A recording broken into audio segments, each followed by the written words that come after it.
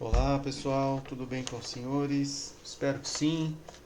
Pessoal, esse vídeo é apenas um feedback em relação à atividade em grupo sobre o caso da Enron, sobre aquele documentário que os senhores assistiram, tá bom?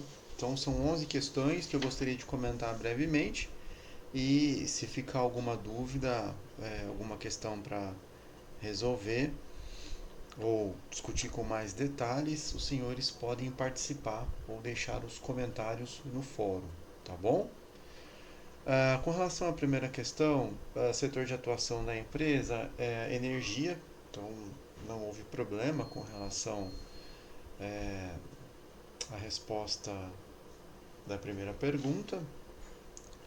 O valor de mercado no auge e na falência. O valor de mercado no auge da Enron, segundo o documentário, é de quase 70 bilhões de dólares. E na falência a gente viu é, as ações sendo cotadas a menos de $1. Então houve uma destruição de riqueza expressiva, muito grande. A terceira, quais as motivações para a busca de resultados cada vez maiores? As principais motivações vocês também responderam de maneira adequada, falaram sobre ambição, ganância, busca de resultados de maneira é, é, sem, sem ética, sem moral. Então a gente viu um grupo de executivos ou alta gestão da Enron é, comprometida com a maximização de resultados e fazendo o que fosse possível para obter esses resultados, para manter o crescimento da companhia. E muitas vezes utilizando de atos ilícitos, fraudes contábeis, entre outras estratégias inadequadas. Então, houve uma resposta adequada com relação às motivações.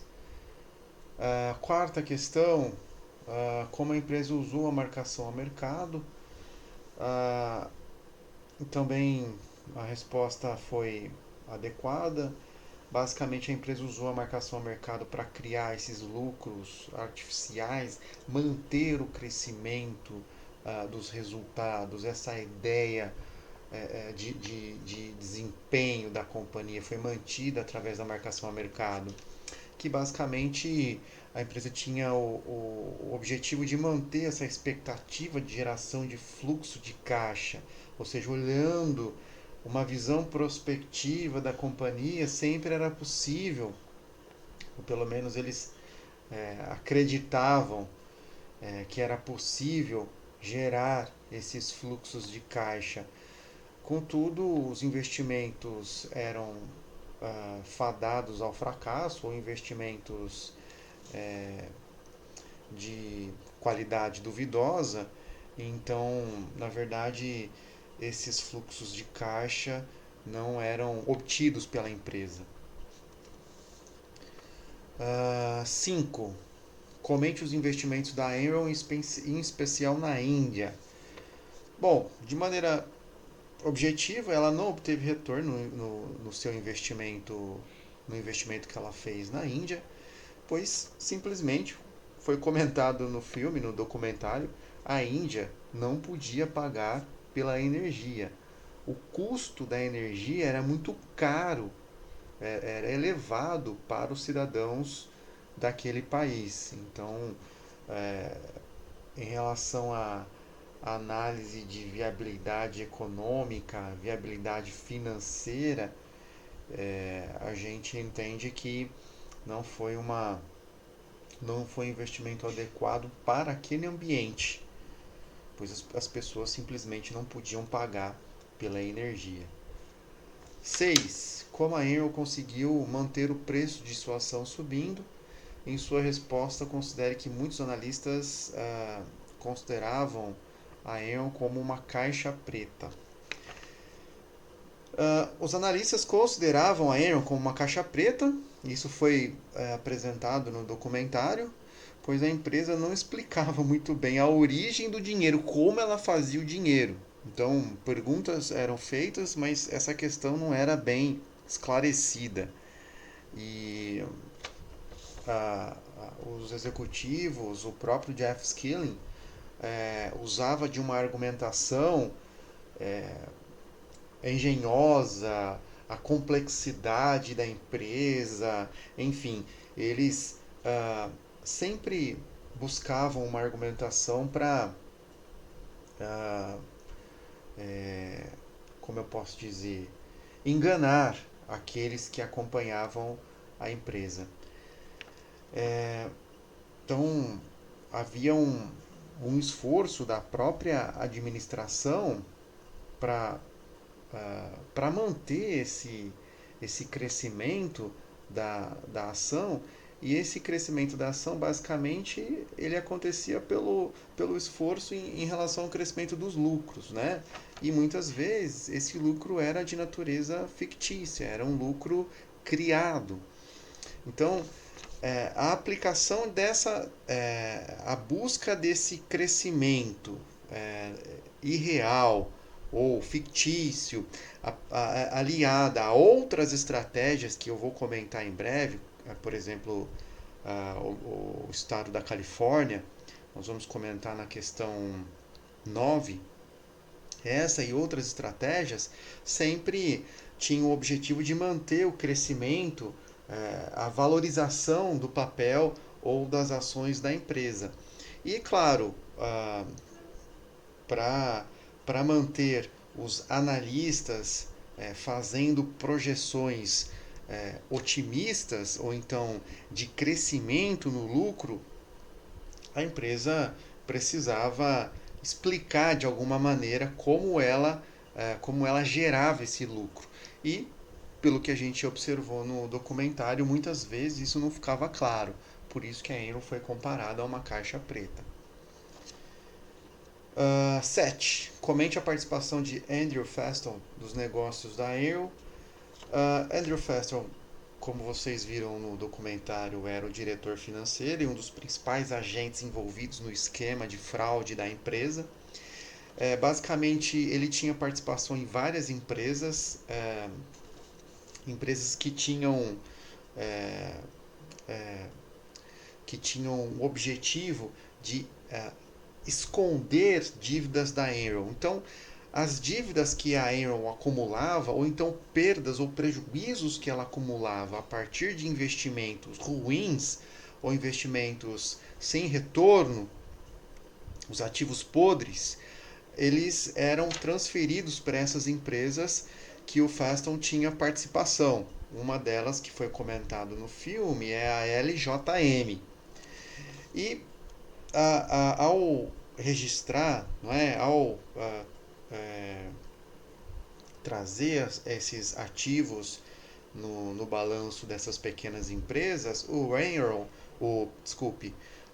Faston ainda tinha ainda fazia parte do esquema tentar vender esses ativos para os bancos de investimento. Então, além de esconder as dívidas e os prejuízos da Enron, essas empresas ainda eram utilizadas para negociação juntamente com os bancos de investimento. Então, essas empresas ainda acabavam contribuindo para gerar ganhos, um resultado que muitas vezes ajudava a Enron a manter aquele crescimento que o mercado todo esperava.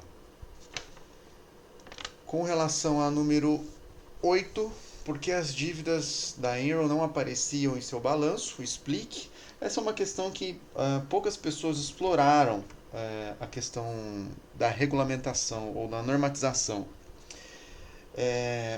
Basicamente, por que as empresas, a LJM e outras, não apareciam no consolidado da Enron? Ora, se todos os analistas, investidores, acionistas soubessem não é? Que essas empresas tinham problemas, dívidas em seus balanços, e se elas aparecessem no balanço consolidado da Enron, é claro que o preço o papel da Enron não subiria tanto, ou então não teria esse crescimento exponencial que a gente observou naquela época.